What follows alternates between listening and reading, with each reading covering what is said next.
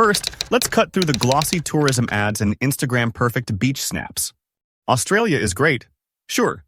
But if you're thinking about packing your bags and moving down under, you need the unfiltered, no BS version of what life is really like in 2025. Buckle up, because it's not all Barbies, beaches, and kangaroos. Life here comes with its fair share of challenges. The dream of sunny days and an easygoing lifestyle quickly meets reality when you see the cost of living, the struggle to find decent housing, and the not-so-laid-back job market.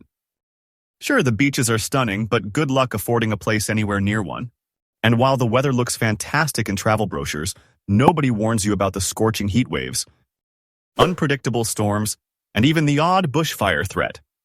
Then there's the daily grind. Cities like Sydney and Melbourne are buzzing, but they're also expensive and packed. Commuting can be a nightmare, and if you're not prepared, the work culture might feel a bit different from what you're used to. So, before you book that one-way ticket, make sure you know what you're in for. Because Australia isn't just a holiday destination, it's real life. The cost of living will make your wallet cry. You've probably heard it before, but let me hammer it in. Living in Australia is expensive. And I mean, should I sell a kidney? Expensive. Sydney and Melbourne are leading the charge in housing nightmares, with median house prices in the millions, and rent that makes you consider living in your car, if you can afford petrol, that is. Groceries?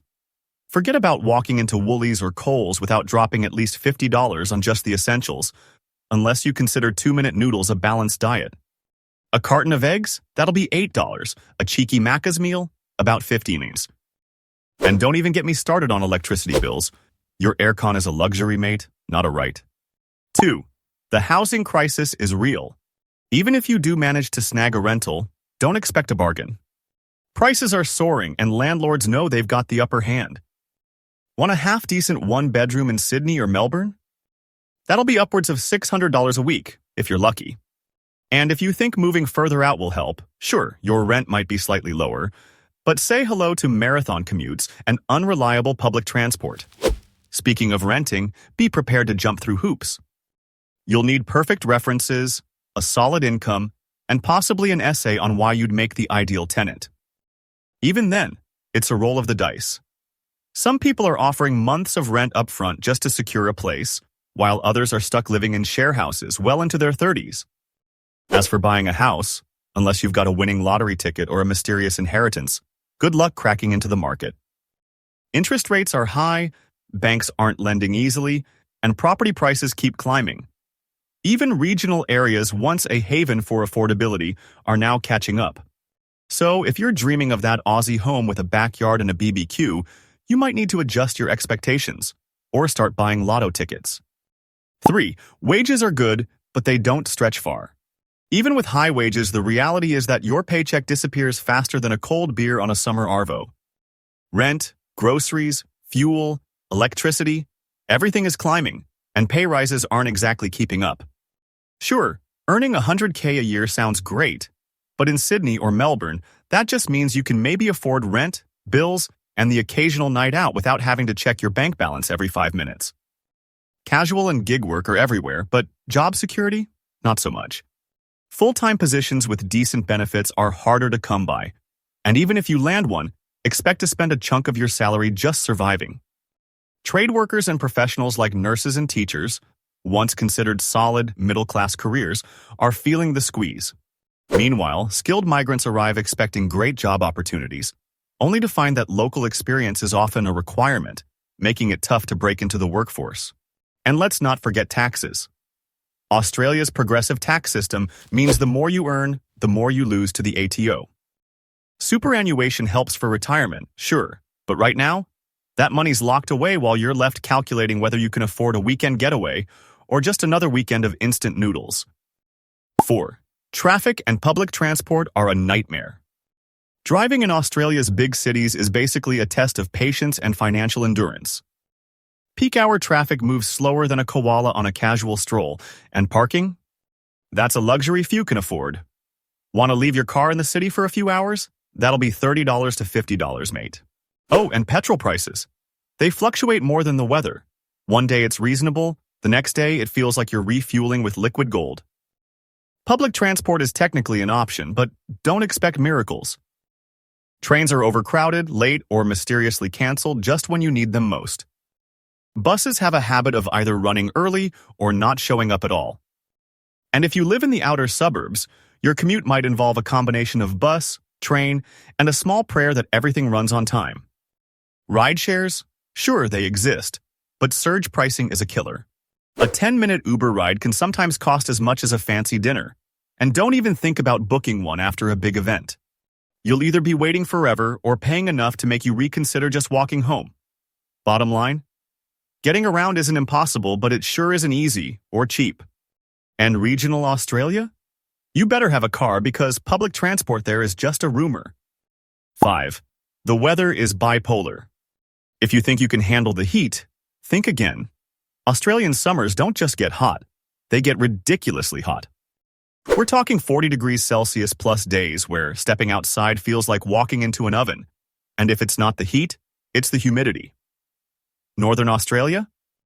You'll be sweating through your clothes before you even finish your morning coffee. Then there's the unpredictability. Melbourne loves to keep you guessing, sunny and warm one minute, freezing and raining the next. Sydney can go from bushfire warnings to flash flooding in a matter of days. Perth gets relentless dry heat, while Darwin basically skips winter altogether. And don't even get me started on the storms. When the skies decide to open up, they really go for it. But the real kicker? The UV index. Australia has some of the highest UV levels in the world, which means if you forget sunscreen, you will burn. And I don't mean a slight pink tinge, I mean full-blown lobster red regret. A day at the beach without protection could leave you peeling for a week and questioning your life choices. So if you're moving down under, get ready for a wild ride with the weather. It doesn't play fair. 6. Nature is beautiful, but also wants to kill you. If you thought Australia's dangerous wildlife was just an outback problem, think again. Even in the heart of Sydney or Melbourne, you're never too far from a creepy crawly encounter. Huntsman spiders, big enough to have their own postcode, love to casually appear on your bedroom wall, usually when you least expect it. Cockroaches? They don't care how clean your apartment is, they're moving in regardless. Step outside and the dangers escalate. Magpies are seasonal terrorists, ready to swoop at unsuspecting pedestrians with precision strikes. If you see cyclists with zip ties sticking out of their helmets, they're not making a fashion statement, they're just trying to survive spring. In the north, saltwater crocs lurk in rivers and beaches, waiting for an unsuspecting snack. And if the crocs don't get you, the jellyfish might. Some are so venomous that a sting can send you straight to hospital. Sharks? Yep, they're around too, but statistically, you're more likely to be taken out by a rogue kangaroo on the road. And let's not forget the snakes, some of the world's deadliest live right here, sometimes even in suburban backyards. Welcome to Australia, where nature keeps you on your toes. 7. Healthcare is great, but not always free. Medicare is a lifesaver, literally, but it's not a magic fix. Sure, you can see a bulk billing GP for free if you can find one, but getting an appointment? That's another story. Many clinics are booked out days or even weeks in advance, and some have stopped bulk billing altogether, meaning you'll be paying out of pocket just for a checkup. Need a specialist? Buckle up for a long wait. Public hospital wait lists for elective surgeries can stretch for months, sometimes even years. A simple knee surgery? That could take ages unless you're in excruciating pain. And if you need mental health support, good luck finding a psychologist that's both available and affordable. This is where private health insurance comes in, but it's not cheap. Premiums keep rising, and even with coverage, you'll still have gap fees to pay. And if you don't get private insurance by a certain age, the government penalizes you with higher rates later on. It's basically the system's way of nudging you into forking out extra cash. So yes, healthcare in Australia is better than in many countries, but don't expect a seamless, stress-free experience, especially if you need anything beyond a standard GP visit. 8. Making friends can be hard. Aussies are laid back and welcoming, but cracking into their social circles isn't always easy. Unlike in some countries where casual friendships form quickly, many Aussies tend to stick with their longtime mates from school, uni, or sports teams. If you're new, don't expect an instant invite to backyard barbies or weekend footy matches. You'll have to earn your spot.